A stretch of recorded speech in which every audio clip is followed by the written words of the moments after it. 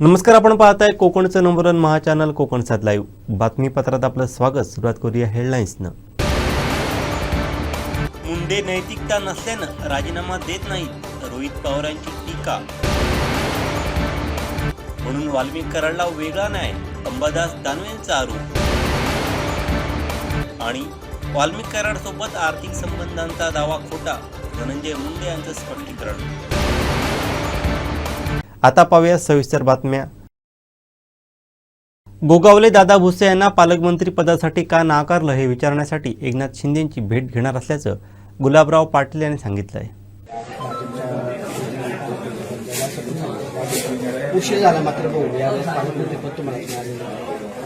बघा, मी तर काय या गोष्टीचा उल्लेख केला नाही। आपण पाहिलं असेल की पालकमंत्री मी होईल किंवा पालकमंत्र्यामध्ये काय अडचणी आहेत, शिंदे साहेबांवर सगळं आमचं डिपेंड होतं। त्यांनी जो निर्णय घेतला तो आम्हाला मान्य, अशा पद्धतीचं कायम काम आपण करत आलेलो आहे आणि त्यामुळे शिंदे साहेबांनी माझ्यावर विश्वास टाकला आणि ते पालकमंत्रीपद मला दिलं आहे। पण या जिल्ह्यामध्ये आपण पाहिलं असेल, मागच्या 5 वर्ष मी पालकमंत्री होतो, पण आमदार किंवा खासदार किंवा संबंधित जे मंत्री होते त्यांच्याशी समन्वय साधूनच मी जिल्ह्याची कामं केली आणि त्याचीच फलश्रुती म्हणून मला आज हे पालकमंत्री बनलं आहे। तो आपल्या शिंदेगडाचे जे 12 आमदार आहेत तिथे दादा भुसे असतील, या लोकांना पालकमंत्री पदापासून दूर राहावं, निश्चितपणे त्यांना पालकमंत्रीपद मिळायला पाहिजे तर या विचाराचा मी आहे। कारण की शेवटी भरतशेठ गोगावले असतील किंवा दादा भुसे असतील, हे आमचे जुने लोक आहेत आणि त्यांना पालकमंत्रीपद दिलं गेलं पाहिजे होतं। पण आता शेवटी शिंदे साहेबांना आम्ही विचारणार आहे की असं काय झालं की या लोकांना टाळण्यात आलेलं आहे, तर आम्ही त्यांच्याकडे ही मागणी करू की एकनाथ शिंदे आणि गोगावलेंना पालकमंत्रीपद द्या। कारण भाजपने काय केलं, काही ठिकाणी मंगलप्रभात रोडा असतील किंवा चंद्रकांत, त्यांनी त्यांचं काय केलंय काही नाही, पण आम्ही जे त्यांच्याकरता केलेलं आहे तर त्यांनी आमच्या या लोकांचा विचार करायला पाहिजे होता असं मानणारा मी कार्यकर्ता आहे। तर ही गोष्ट आम्ही शिंदे साहेबांकडे मांडणार आहोत। आता बीडचं पालकमंत्रीपद अजितदादांनी ठेवलंय, तर पहिल्यांदाच गडचिरोलीतून मुख्यमंत्र्यांनी स्वतः पालकमंत्रीपद ठेवले। ठीक आहे, गडचिरोली हा त्यांचा या ठिकाणी चॅलेंजिंग विषय असावा असं मला वाटतं, त्याबद्दल आम्ही कोणी बोलणार पण नाही। पण आमचे जे 2 शिलेदार आहेत यांना पालकमंत्रीपद का नाही हे तर निश्चितपणाने विचारलं पाहिजे। आपणच अजित पवार यांच्याकडे बीडचं पालकमंत्रीपद घ्यावं अशी विनंती केल्याचं धनंजय मुंडे यांनी सांगितलंय।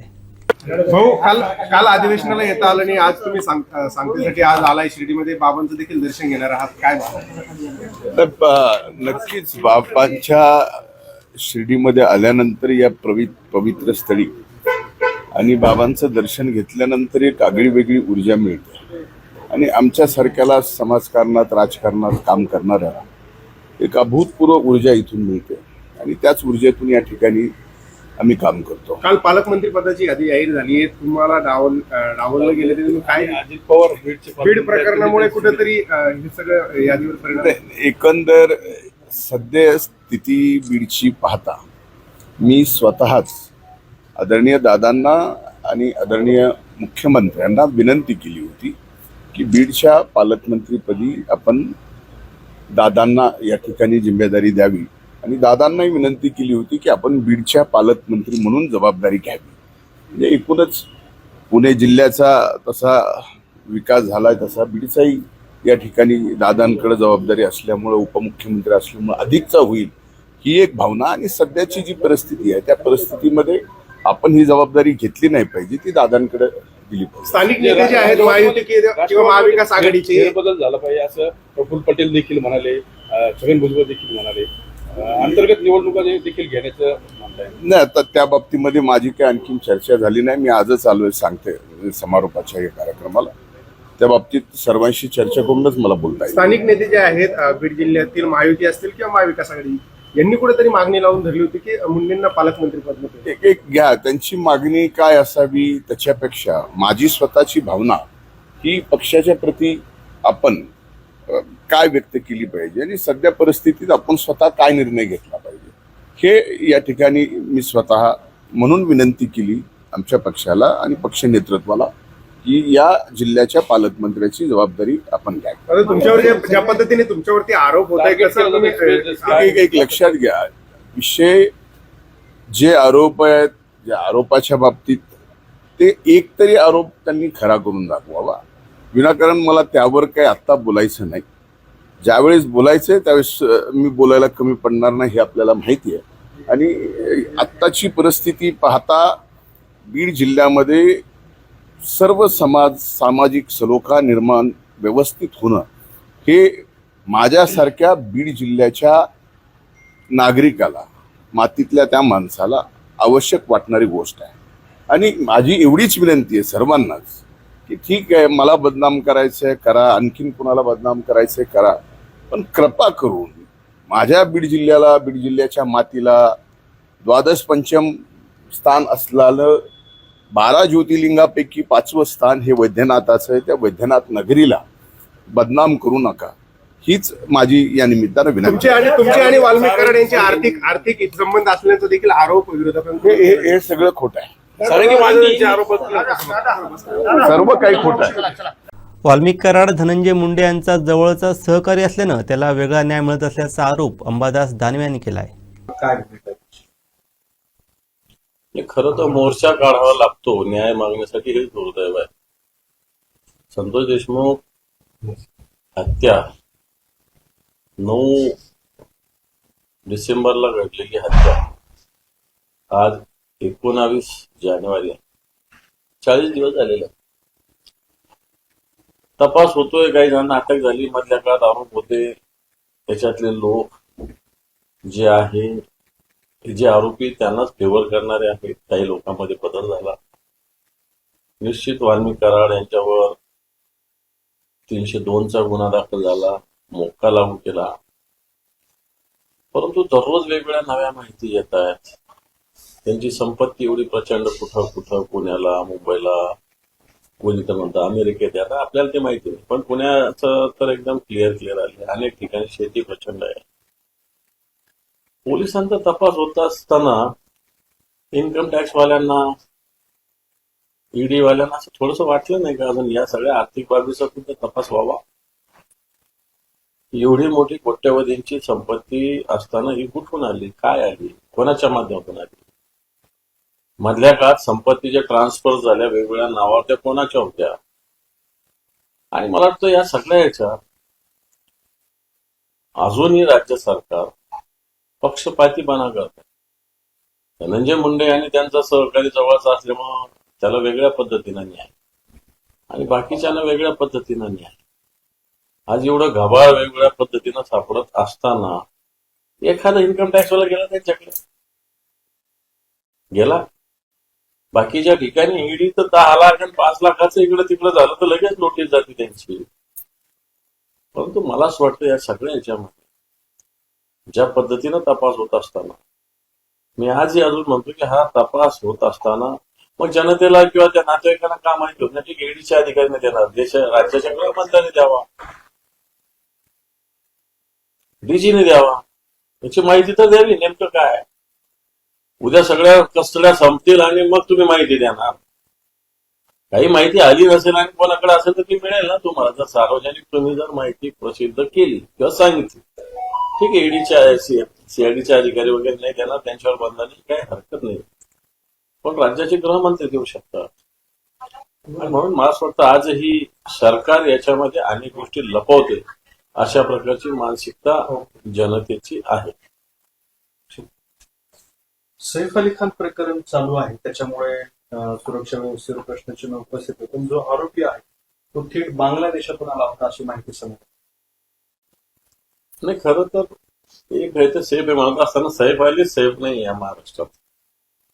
आणि या भागामध्ये अनेक घटना मागच्या काळात घडलेल्या आहेत.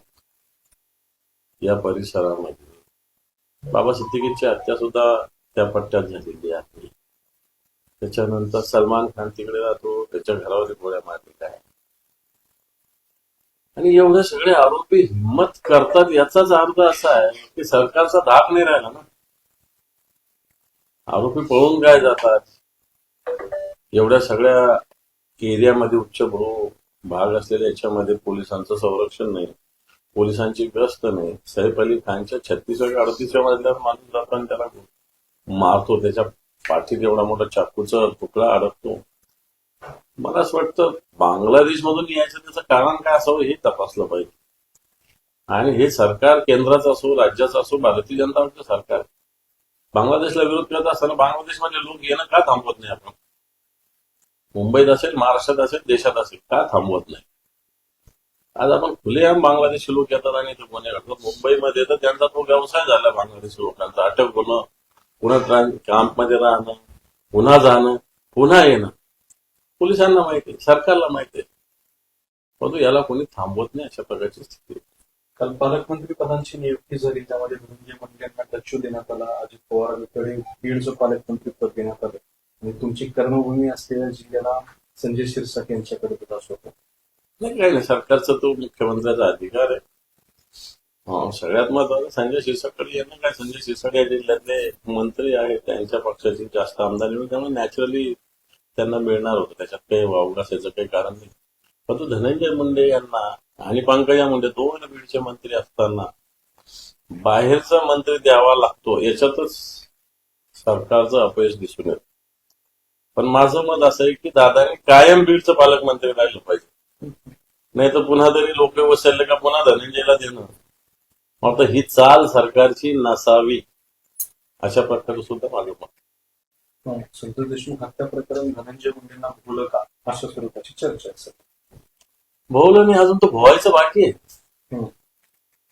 अजून तो भोवायचं बाकी आहे. धनंजय मुंडेंनी सुद्धा विचार केला पाहिजे की त्यांचे सहकारी कशा पद्धतीनं काम करतात. जर माहिती नसेल धनंजय मुंडेंना तर ते चूक आहे, आणि माहिती असेल तर असे लोक सोबत बाळगणं ते सुद्धा चूक आहे.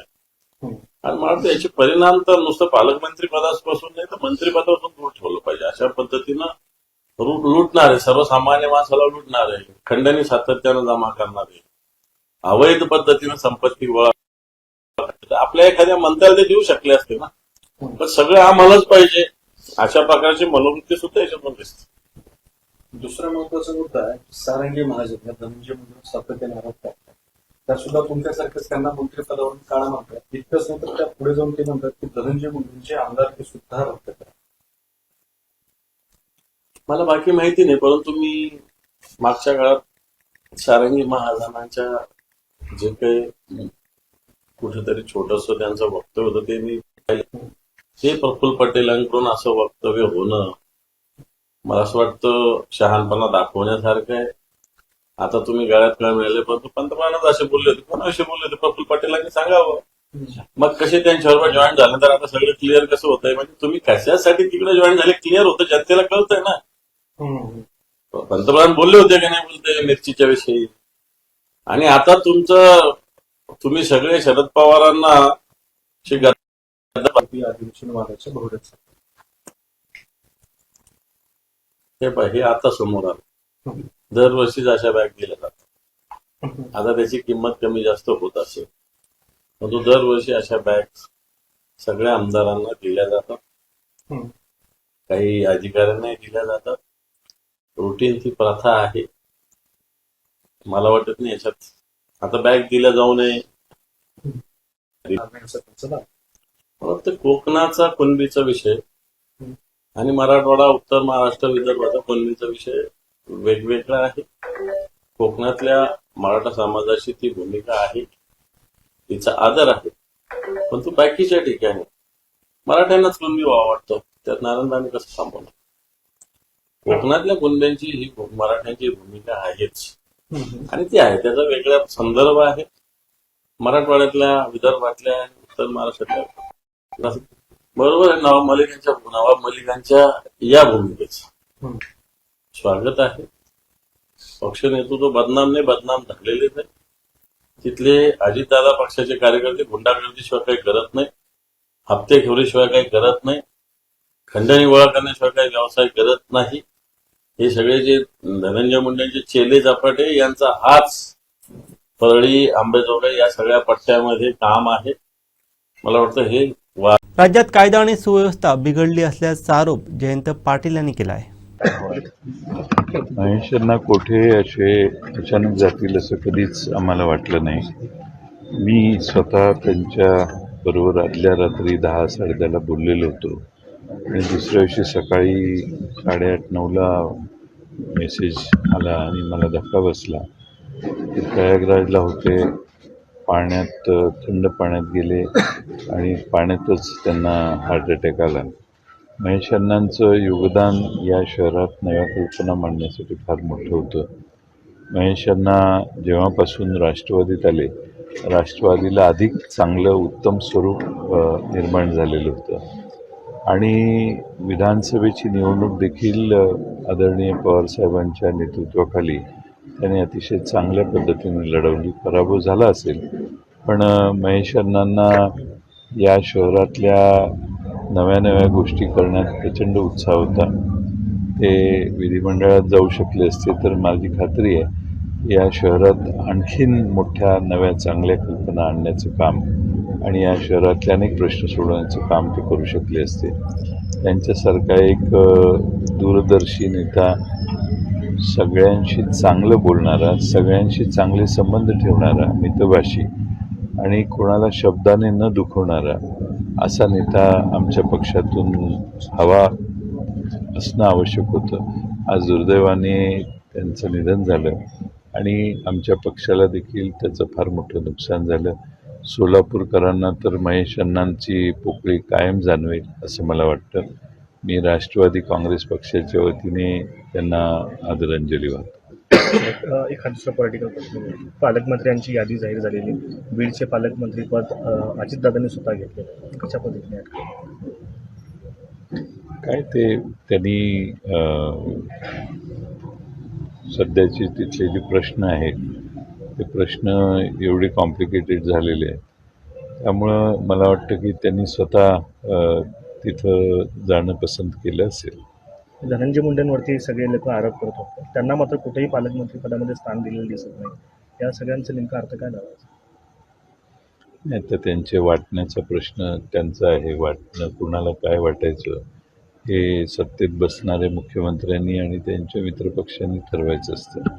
त्यांनी केली आहे वाटणी. आता जी वाटणी झाली असेल त्याच्यावर टीका टिप्पणी करण्यापेक्षा ज्यांना जी जबाबदारी मिळाली ती कशी पार पडतात हे बघू आपण. आता आपल्या जिल्ह्याचं कोल्हापूर, सांगलीचं पालकमंत्री चंद्रकांत दादांकडे गेलेलं आहे, कशा पद्धतीने स्वागत केलं चंद्रकांत दादा? चांगली गोष्ट आहे. चंद्रकांत दादांना पालकत्व मिळालं याचं आम्हा सगळ्यांना समाधान आहे. ते सर्वांना बरोबर घेऊन जिल्ह्याच्या विकासासाठी जास्त लक्ष घालतील असा आम्हाला विश्वास आहे.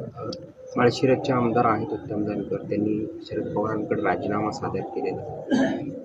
निवडणूक आयोगाकडे राजीनामा सादर केल्याची माहिती आहे, त्याचे पत्र किंवा मी त्यांच्याशी बोलण्याचा प्रयत्न केला, संपर्क होऊ शकला नाही, पण मीही ती बातमी ऐकली आणि त्यांनी नक्की असं केले का हे मला कन्फर्म आलेलं नाही. तुमच्याशी बोलले का ते? पत्र काढले? ठीक आहे, अशा मी बोलेन त्यांच्याशी, अजून बोललेलं नाही. पक्षाला कुठलीच कल्पना राजीनामा दिला? त्यांना मी सांगितलेलं होतं की बॅलेटवर म्हणजे मतपत्रिकेवर मतदान घेण्याचं निवडणूक आयोगाने मान्य केलं तर मग राजीनामा देण्यास हरकत नाही. जोपर्यंत निवडणूक आयोग हे मान्य करत नाही तोपर्यंत असं करणं फारसं योग्य होणार नाही. पण त्यांनी आता आपण म्हणताय, मला माहीत नाही, पण मला त्यांनी अजून कळवलेलं नाही. आपण म्हणताय राजीनामा दिला असेल तर ती तुम्ही सांगताय ती बातमीच आहे मला. विधानसभा अध्यक्षांकडे तर नियमाप्रमाणे राजीनामा द्यावा लागतो, तुम्ही थांबवाल ते राजीनामा देऊन विधानसभा अध्यक्षांना? आम्ही त्यांनी देऊ नये हे सांगूच नक्की. राम सातपुते जे मागच्या वेळेसचे आमदार होते त्यांनी अशी टीका केली की नाटकं आहेत सगळी, विधानसभा अध्यक्षांकडे राजीनामा द्यायचा असतो मात्र केवळ निवडणूक आयोगांकडे राजीनामा देऊन हे नाटकं केले जात आहेत. तुम्ही काय होतं? निवडणूक आयोगाने बॅलेटवर निवडणूक घ्यावी हा जो आग्रह त्यांचा आहे तो ऐकावा म्हणून निवडणूक आयोगाचं लक्ष वेधण्यासाठी त्यांनी दिलं असेल. हा माणूस स्वतः निवडून आलेला राजीनामा द्यायला तयार आहे, हा तर त्याला बॅलेटवर निवडणूक घेण्याची आग्रह आहे त्याचा. याला निवडणूक आयोगाकडे देणं म्हणजे निवडणूक आयोगाचं लक्ष वेधणं आहे. आणि मरकडवाडीसारखी त्या भागातली जी गावं आहेत ज्यांना असं वाटतं की आपण दिलेलं मतदान आपल्या उमेदवाराला पोचलेलं नाही तर दुसरीकडे कुठंतरी गेलं, त्याची खातरजमा मी कुणाला मतदान केलं हे मला कळत नाही, हा सध्याच्या व्यवस्थेतला फार मोठा दोष आहे. पूर्वी कागदावर मतदान केलं, शिक्का मारला तर आपल्या हाताने मारलेलं असायचं, प्रत्येकाला खात्री असायची. आता बटन दाबल्यावर कुठं कुठं मतदान जातं याच्याविषयी बऱ्याच शंका समाजात आहेत आणि म्हणून मरकलवाडीचा प्रयोग झाला. त्या पद्धतीनं लोकांचा तिथला आग्रह आहे ते लोकांचे प्रतिनिधी आहेत म्हणून लोकांच्या भावना त्यांनी व्यक्त केल्या. सर खरं तर बीडमध्ये ज्या घटना घडत आहेत त्याच्यावरनं राज्यात कायदा आणि सुव्यवस्थेचा प्रश्न निर्माण झाल्याचं म्हटलं जात होतं. सैफ अली खानच्या घरात घुसून त्याच्यावरती देखील हल्ला करणं, खरं तर बँड्रासारखा इलाका जिथं पोलीस तैनात असतात, खरंच कायदा आणि सुव्यवस्थेची परिस्थिती चांगली असं म्हणावं लागेल की कसं? नाही, कायदा आणि सुव्यवस्था बिघडलेलंच आहे. शेवटी आता बीडपासून ते कालच्या संध्याकाळी काल त्याच्या घरी एका प्रसिद्ध सिनेनटाच्या घरीच जर माणसं घुसू शकत असतील तर हे सगळं गंभीर आहे आणि लोकांचं धाडस वाढायला लागले. पोलीस आपला परिणाम दाखवण्यास कमी पडत आहे आणि पोलीस एका बाजूनं काम करतात असा समज आता लोकांचा व्हायला लागला. पण लोकांचा पोलिसांच्यावरचा विश्वास जर कमी झाला तर फार मोठे प्रश्न तयार होतील. त्यामुळे सरकारने यात लक्ष घातलं पाहिजे आणि कुठलीही बाजू न घेता न्याय देण्याची व्यवस्था झाली पाहिजे. शिक्षण महर्षी स्वर्गीय गोविंदरावजी निकम यांच्या जयंती महोत्सवानिमित्त सह्याद्री शिक्षण संस्थेच्या 25 शाळांमधील शिक्षक आणि विद्यार्थ्यांनी 25 प्रकारचे प्रकल्प मांडून सह्याद्री विज्ञान प्रदर्शन आयोजित केलं होतं.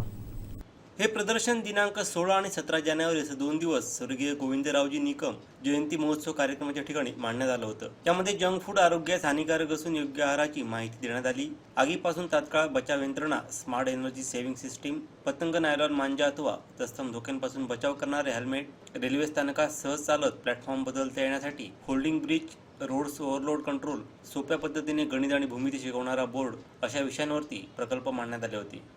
यांच्या जयंती महोत्सवानिमित्त सह्याद्री शिक्षण संस्थेच्या विद्यार्थ्यांनी इथे एक विज्ञान प्रदर्शन आयोजित केलेलं आहे.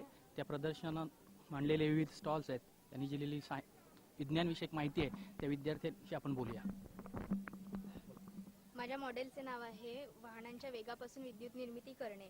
जेव्हा एखादी गाडी हायवे क्रॉस करते 40 ते 140च्या स्पीडने, तेव्हा ही शार्प मोटार फिरते. ही शार्प मोटार फिरल्याने ही चकतीसुद्धा फिरते. त्यामुळे डायनोमोमध्ये वीज निर्मिती होते व हे LED बल्ब पेटतात. या विजेचा वापर आपण शाळेमध्ये, हॉस्पिटलमध्ये, रोड लाईटमध्ये व इतर उपकरणांमध्ये वापरू शकतो. एवढेच नव्हे तर ही वीज आपण स्टोअर करून सुद्धा ठेवू शकतो. मॉडेल पण कंपनीतनं घाणपाणी बाहेर सोडतो, ते नदीत सोडतो, त्या पूर आपत्ती येण्याचे भरपूर हानिकारक असते. ते आपण साठवले तर पाणी अशा प्रक्रियेहून कंदीर, शार्क, केमिकल पुढे स्वच्छ पाणी बाहेर येते. ते पाणी बाहेर आले आपण औषधविधी करू. त्याच्यावर ते पाणी औषधविधी सक्सेस झाल्यावर ते आपण शेतीसाठी उपयोगी ठरेल. कुठल्या शाळेचं? गोविंदराव निकम माध्यमिक व उच्च माध्यमिक विद्यालय सावर्डे. काय आहे प्रोजेक्ट जरा सांगा. सर, हा प्रोजेक्ट असा आहे की आपण भरपूरशा ठिकाणी जसं मुंबईसारख्या किंवा न्यू दिल्लीसारख्या ठिकाणी पाहतो की आपल्याला ह्या प्लॅटफॉर्मवरतून जर एखाद्या दुसऱ्या प्लॅटफॉर्मवरती जायचं असेल तर आपल्याला मोठमोठे ब्रिज दिलेले असतात आणि ते ब्रिज क्रॉस करून आपल्याला जायचं असतं. आणि त्या ब्रिजवरती जाण्यासाठी जर चढण्याच्या पायऱ्या इथे असतील तर उतरण्याच्या पायऱ्या कुठेतरी ह्या कोपऱ्यामध्ये असतात. आणि हे एवढं डिस्टन्स ट्रॅव्हल करण्यामध्ये आपला खूप वेळही जातो आणि कधी कधी आपली ट्रेनसुद्धा मिस होते. आणि हे जे ब्रिज आहेत ते खूप उंच असल्यामुळे त्यांच्या पायऱ्या खूप जास्त असतात आणि ते पायऱ्या जास्त असल्यामुळे आपण हे सहजासहजी जाऊ शकतो. पण जी वयोवृद्ध माणसं असतात त्यांना ते तेवढं पॉसिबल नसतं की ते तेवढं चढून नंतर मग तिकडे जाऊ शकतील. त्याच्यामुळे आम्ही ह्या प्लॅटफॉर्म टू ह्या प्लॅटफॉर्म लेवलचा एक पॅरलल ब्रिज बनवलेला आहे जेणेकरून ती वयोवृद्ध माणसं याच्यावरून इझिली पास होऊ शकतील. आता काही मेकॅनिझम प्रॉब्लेममुळे हा थोडासा वरती केलेला आहे. त्याचं ओरिजिनल वर्किंग आहे ते ह्या प्लॅटफॉर्म टू ह्या प्लॅटफॉर्मच्या लेवलचं आहे. म्हणजे ह्या प्लॅटफॉर्मला तो पॅरलेल आहे. आता जेव्हा ट्रेन 10 किलोमीटर अंतरावरती असेल तेव्हा तो फर्स्ट IR सेन्सर ट्रेनला सेन्स करेल. ट्रेन सेन्स झाली की इथे रेल्वे स्टेशनवरती एक बझर वाजेल. बझर वाजला सिक्युरिटी गार्ड्सला तो एक बझर अलर्ट म्हणून असेल आणि ते मग इथल्या जे लोक ये जा करत असतील त्यांना एकतर मागे तरी नेतील किंवा पुढे तरी नेतील. त्यानंतर एका ठराविक डिस्टन्सवरती आम्ही हा दुसरा IR सेन्सर लावलेला आहे. जेव्हा ह्या IR सेन्सरला ट्रेन सेन्स होईल तेव्हा हा ऑटोमॅटिक रेल्वे ब्रिज मागे येईल. नंतर ही ट्रेन पुढे गेली की हा इथला 3 नंबरचा IR सेन्सर ट्रेनला सेन्स करेल आणि ऑटोमॅटिक हा रेल्वे ब्रिज पुढे येईल. ही कॉन्सेप्ट आपण कोकणसारख्या ठिकाणी वापरू शकतो जिथे ट्रेनची इंटेन्सिटी म्हणजे ट्रेन कमी ये जा होतात आणि मोठमोठ्या म्हणजे एक्सप्रेस येतात त्या पण कमी इंटेन्सिटीमध्ये येतात. या अशा ठिकाणी आपण हे वापरू शकतो. याचा फायदा असा होतो की आपल्याला जास्त खूप कष्ट वगैरे घ्यावे लागत नाही, इकडून इकडे जाण्यासाठी खूप वेळ पण वाचतो आणि जड सामान वगैरे असेल तर इझिली आपण इथून इथे लगेच नेऊ शकतो. थँक्यू. पंप आहे, त्याच्यामध्ये ह्या सोलार पॅनलनी जी ऊर्जा घेऊन ते इथं खाली बॅटरी आहे त्याच्यामध्ये स्टोअर करतं आणि त्याच्यानंतर मग बटन चालू केल्यावर मग पाणी हे इथून शेतात जातं. काय उपयोग याचा? मध्ये आपण इलेक्ट्रिसिटी वाचू शकतो. This is a model of road overload control system. ह्या मॉडेलमध्ये जेव्हा ज्या ओव्हरलोड गाड्या नसतात त्या इथून अशा आरामात जाऊ शकतात, पण जर ह्याच्यामध्ये लोडेड गाड्या असतात त्यांना इथून जाताना इथे बजर वाजतो आणि मग हे इथनं खाली फाटक खाली पडतं. तर ह्याचा हा मॉडेल आपण ब्रिज तुटतात ते ओव्हरलोड गाड्यामुळे, ते ब्रिजच्या आधी लावायचं, त्याच्यासाठी हा मॉडेल आपण यूज करू शकतो. मॉडेलचं नाव काय? माझ्या मॉडेलचं नाव आहे smart energy saving system and smart watering system. हे वर्क कसं करतं की आता घरात एखादा अपंग व्यक्ती किंवा कोण असेल तर त्याला उठता बसता येत असेल तर आपण हे ॲटोमॅटिक फॅन कंट्रोलिंग सिस्टीम बनवलेली आहे. जेव्हा टेम्परेचर 25च्या खाली जातं तेव्हा पंखा ॲटोमॅटिकली बंद होतो. जेव्हा टेम्परेचर 30च्या वर जातं तेव्हा फॅनची स्पीड ॲटोमॅटिकली मिडियम होते व 35च्या वर जातं तेव्हा फॅनची स्पीड मॅक्झिमम होऊन हा इथला एक्झॉस्ट फॅन ॲटोमॅटिकली चालू होतो, जेणेकरून आतली गरम उष्णता बाहेर फेकण्यासाठी आम्ही हा एक्झॉस्टचा वापर केलेला आहे. त्यामध्ये तर आम्ही स्मार्ट स्ट्रीट लाईट बनवलेले आहेत. त्या स्मार्ट स्ट्रीट लाईट असं काम करतात की रात्र होतात चालू होतात, पण तिथे एखादा व्यक्ती नसेल तर ते ॲटोमॅटिकली डीम होतात व एखादा तिथे व्यक्ती आला चालत की ते ॲटोमॅटिकली ब्राईट होतात. आता आपण घरातून बाहेर गेलो की आपल्याला झाडांना पाणी घालावे लागते किंवा एखादा व्यक्ती कामाला ठेवायला लागतं की झाडांना पाणी घालायला, तर तो झाडांना पाणी घालेलच का असं आपण बोलतो. काय काय जण घालत नाहीत झाडांना पाणी, त्यासाठी ॲटोमॅटिक वॉटरिंग सिस्टीम केले. हा सेन्सर आहे, हा सेन्सर मॉइश्चर सेन्स करतो जमिनीतलं. जेव्हा जमिनीतलं मॉइश्चर कमी होतं तेव्हा हा मोटार ॲटोमॅटिकली चालू होते आणि पाणी झाडांना जाते. जेव्हा मातीतलं मॉइश्चर जास्त प्रमाणात होतं तेव्हा ॲटोमॅटिकली पंप बंद होतो व झाडांना पाणी जाणं बंद होतं. काय मॉडेलचं नाव? या मॉडेलचं नाव पतंगाच्या मांजापासून संरक्षण करणारं हेल्मेट. जेव्हा आपण मकर संक्रांती सणाच्या वेळेला पतंग खेळत असतो तर पतंगाचा मांजा कट होऊन किंवा एखादी तार गाडीवर बसल्यावर आपल्याला कोणत्याही अडथळा होणं, कोणती इजा न होण्यासाठी त्याच्या सेफ्टीसाठी हे हेल्मेट आहे. केली आहे इमर्जन्सी एक्झिट सिस्टम तयार केली आहे. हल्ली ना इमारतींमध्ये आग लागल्यामुळे आर्थिक नुकसान तसेच जीवितहानी होते, तर हे टाळण्यासाठी इमर्जन्सी एक्झिट सिस्टम आहे. सर मध्येच विरार वेस्टला एक घटना घडली होती हॉस्पिटलमध्ये की आग लागल्यामुळे अनेक जीवितहानी झाली होती. जर आमची सिस्टीम असती तिथे तर कदाचित ती हानी थांबली असती. ही कन्सिडर करा की मी काय 4 मजली इमारतीमध्ये राहते, 4थ्या मजल्यावर मी राहते आणि काही दुसऱ्या मजल्यावर काही कारणास्तव आग लागली, तर यावेळेस मी काय करणार? ही सिस्टीम माझ्याकडे असेल तर, कारण मी लिफ्ट व जिन्याचा वापर करू शकत नाही आणि जरी म्हटलं फायर ब्रिगेडला कॉल केला तर तिला येण्यासाठी वेळ लागतो. ही सिस्टीम कशी यूज करायची? आमच्याकडे तो बेल्ट आहे, तो बेल्टचा हुक ह्याला अटॅच करून अशा प्रकारे मी त्या व्यक्तीला खाली उतरवू शकते. तो व्यक्ती कुठपर्यंत गेला हे पाहण्यासाठी आम्ही बहिवक्र मिररचा वापर केला आहे, जेणेकरून मला समजेल तो कुठपर्यंत खाली गेला आहे. अशा प्रकारे मी त्यांना खाली उतरू शकते. जर माझ्या कुटुंबात व्यक्तींची संख्या जास्त असेल तर मी 2 हँडलच्या सहाय्याने त्यांना अगदी सहजरीत्या खाली उतरू शकते. शेवटी उरली मी कशी जाणार? तर आम्ही यासाठी अशी सिस्टीम तयार केली आहे. प्रतिकृती असल्या कारणामुळे आम्ही बॉबिन रोप यूज केली नाही, इथे रशी घेतलेली आहे. ही रशी माझ्या हातात असणार आहे, मी बेल्ट घातला आहे, त्याचा हुक ह्याला अटॅच केलेला असणार आहे. जशी ही रशी मी वर सोडेन तशी मी खाली जाणार आणि रशी वर जाणार आहे. अशा प्रकारे मी देखील खाली जाणार आहे. त्यानंतर यामध्ये चरण आहे, पहिलं चरण आहे, दुसरं चरण आहे, तिसरं चरण आहे, चौथं चरण आहे. या चरणामध्ये येणारे बिंदू आहेत ते विद्यार्थी आलेखावर दाखवू शकतात. त्यानंतर 2 बिंदूतील अंतर काढायचं असेल तर हे अंतर काढण्यासाठी आपण सूत्राचा उपयोग करू शकतो आणि प्रत्यक्ष या 2 बिंदूतील अंतर कसं काढता येते ते विद्यार्थी अंतर मोजून काढू शकतात. त्यानंतर 2 या समांतर रेषा आहेत आणि समांतर रेषेचा चढ समान असतो हे प्रत्यक्षिकातून विद्यार्थी इथं पाहू शकतात. त्याचबरोबर ही जी उदाहरणं आहेत जी थेरॉटिकली सोडवलेली आहेत पुस्तकात, पण ही प्रॅक्टिकली वर्क आलेख कागदाचा उपयोग करून आलेखवर ही उदाहरणं सोडवलेली आहेत आणि ही गणित विषयामध्ये विद्यार्थ्यांना प्रात्यक्षिकातून हे गणित शिकता येतं. यासाठी हे शैक्षणिक साधन 9वी 10वीसाठी उपयुक्त आहे. इंग्लिश मीडियम स्कूल खेडी चिंचगरी सती. I am very excited to present my project which focus on motivating healthy eating habits among students. Now this project might look very simple, but as we have heard, simple things guide us to solve a major problem. Pizza, burger, we love to eat. Ice cream and pastry, oh what's a treat. It's tasty, it's yummy, but is it neat? Is it a healthy treat to eat? Junk food, I am sure everyone love to eat it. Pizza, burger, fries, pastries. The consumption among children has scientifically increased these days due to marketing. We must have noticed there's always a shop like Chandu Ki Tapri near schools and colleges. Students who don't bring tiffin refer to eating junks. These give rise to obesity, lead of concentrations, stomach ache, laziness, and long-term health problem. School have a pivotal role in shaping students' eating habit. Our model has emphasized creating a healthy canteen in school that provide nutritious foods and balanced meal. Here's fruit salad, multigrain bread, whole wheat pasta, fresh juice, baked sweet potatoes, oats, etc. can be served. Students don't have to go outside if tasty and healthy foods are available in the school. I know students might not like this, but by organization of food tasting events, competition can promote interest.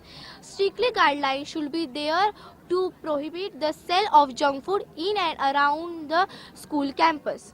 Students must be aware what they want to be, fit or fat, healthy or unhealthy. This is simple but not easy. For this, we need to make difference together in shaping positive eating habits in students and adults too. Thank you. Healthy food, there are so much vitamins that our body gets will be strong, our bones will strong, our teeth will be strong, and we can fight the many diseases. So that's why healthy food we should eat. Okay, thank you. Thank you. लाखो करोडो रुपये खर्च करून सिंधुदुर्गातील railway station अद्ययावत करण्यात आली. त्यामध्ये सिंधुदुर्गातील Kankavli railway स्टेशनचं सुद्धा नूतनीकरण आणि पार्किंग व्यवस्था करण्यात आली. यामध्ये सुस्वागतम फ्लेक्समध्ये जी लाइटिंग करण्यात आली होती ती लाइटिंग अवघ्या 4 महिन्यातच बंद पडली.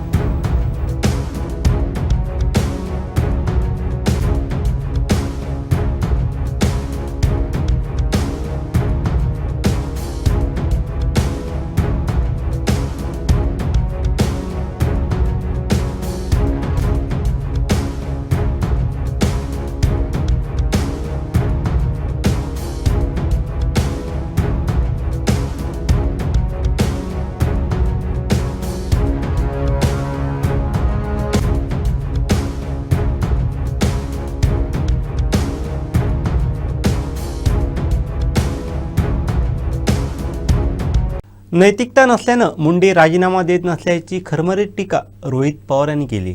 दादा जर बीडचं पालकमंत्रीपद घेत असतील जे त्यांना मिळालेलं आहे चांगली गोष्ट आहे, पण ज्या पद्धतीने पुण्यावर त्यांचं लक्ष असतं त्याच पद्धतीने बीडवर सुद्धा लक्ष देण्याची जरूरत आहे. असं होऊ नये की दादा फक्त चेहरा आहेत पण काम दुसरंच कोणतरी करतं आहे. त्यामुळे दादांची जी धडाडी आहे, प्रशासनावरचा जो वचक आहे आणि पुण्यावर ज्या लक्ष देऊन ते काम करतात तसंच काम बीडला सुद्धा करण्याची जरूरत आहे. आणि महिन्यातून एकदा जाण्यापेक्षा ते मोठे नेते ते नक्कीच त्याबद्दलचा योग्य निर्णय घेतील, पण तिथं आठवड्यामध्ये एकदा तरी जाण्याची जरूरत आहे. पोलीस प्रशासनावर लक्ष देण्याची जरूरत आहे आणि तिथं जो सर्व समाजावर अन्याय होत असतो तो कुठंतरी न होता सामान्य लोकांना तिथं न्याय मिळाला पाहिजे, तो कुठल्याही समाजाचा असू, असं प्रशासन तिथं चाललं पाहिजे. पोलीस प्रशासनावर खऱ्या अर्थाने लक्ष देण्याची जरूरत आहे. त्यामुळे दादा लक्ष देतील अशी अपेक्षा आपण धरूया आणि ते सुद्धा देत असताना स्वतः लक्ष देऊन स्वतःच तिथले ते पालकमंत्री आहेत अशा पद्धतीने काम करण्याची जरूरत आहे. तपास जो आहे तो काय अनुषंगाने चालला असं वाटतं? आता वाल्मिक कराडबद्दल बोलायचं झालं तर 7 महिन्यापूर्वी मीच म्हणलो होतो की बबन गीतेला सुद्धा अशाच पद्धतीने वाल्मिक कराडली अडकवलेलं आहे. आता वाल्मिक कराड फक्त स्वतःचा विचार करतो.